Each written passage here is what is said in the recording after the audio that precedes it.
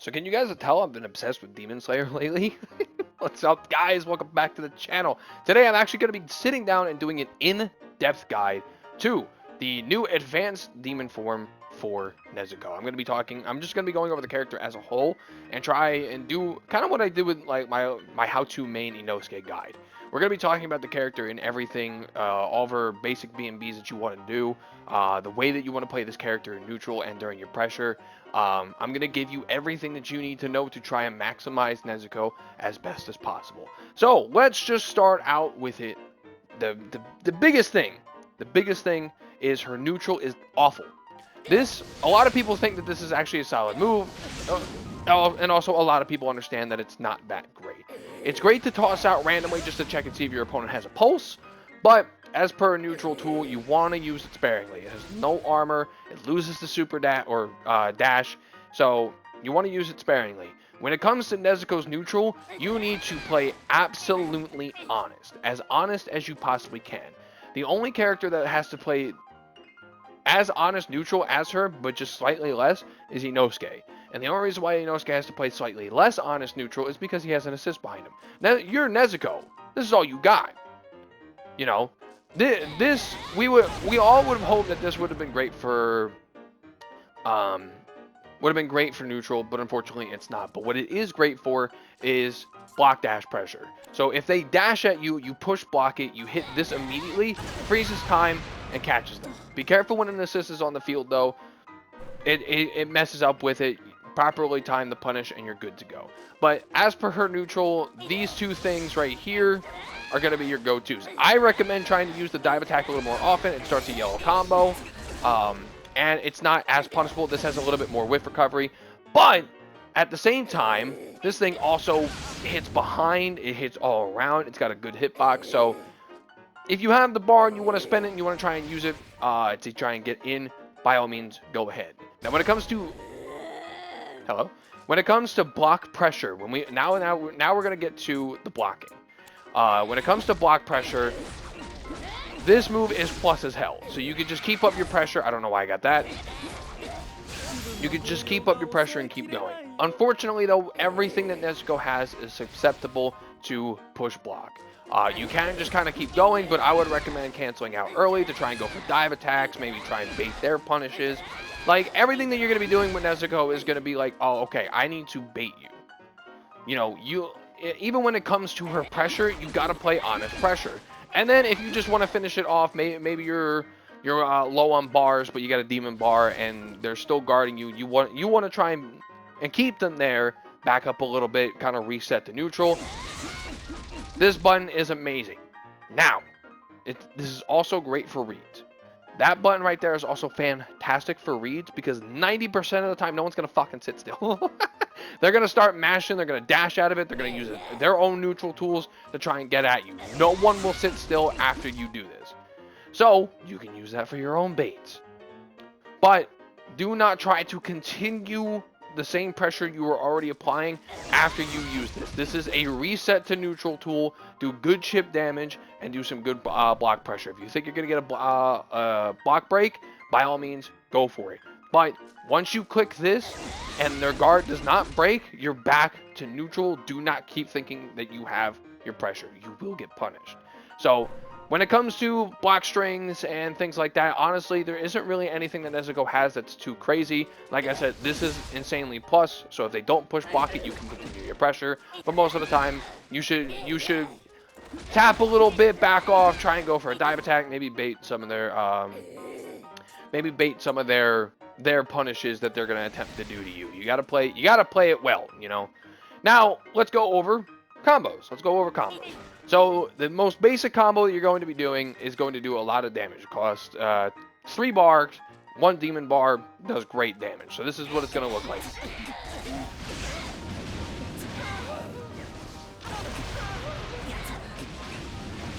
There we go. So on Enmu, who I believe takes 1.25, if I remember correctly, it does about 5,000 damage. Everyone else, it's going to vary. But even still, even on Water Tanjiro, that does over 4,500 damage. So that's kind of your basic B&B. Now, there are different ways that you can go about this.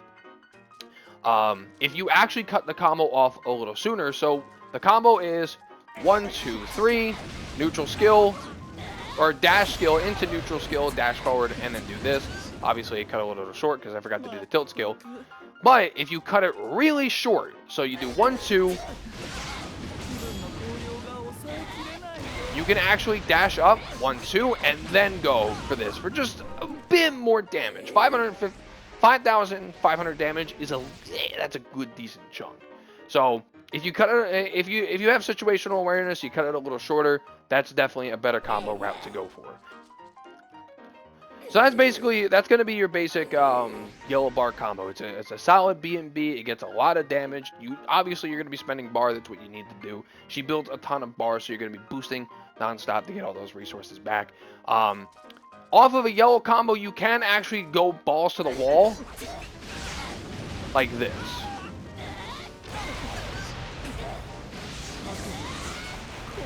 Look at all that fucking damage. So basically what you do there is, instead of doing the neutral skill, you do tilt and immediately into neutral demon skill. Lots of damage. If you want to just spend meter and try and go for a nice kill, or just you're ready to boost and you got the combo off, that's definitely your best combo to go for off of a yellow combo. When you get the dive honestly eats a little bit of your time, so just do the standard, dash forward into this, perfectly fine. Bam, you did great damage. Gets a little bit more damage in there for you. If you get a red combo, honestly, it's just up to you. So every single one of her skills starts a red combo. So let's just do this for an example.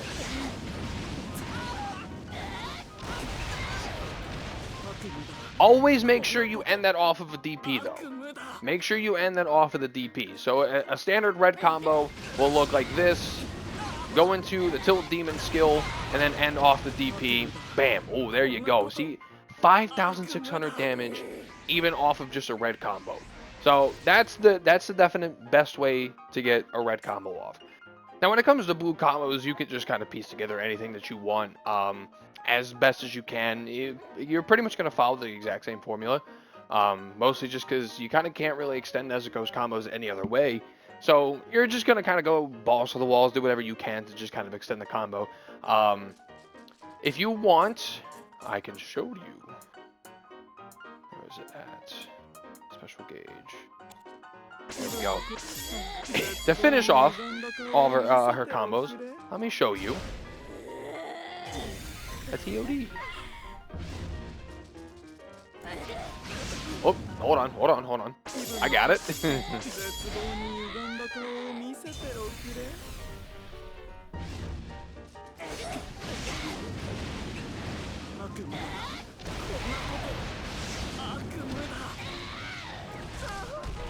And that's a nice little shiny TOD. It's definitely the one Globeku did in his video, so if you want to check it out, you know where to go find Globeku.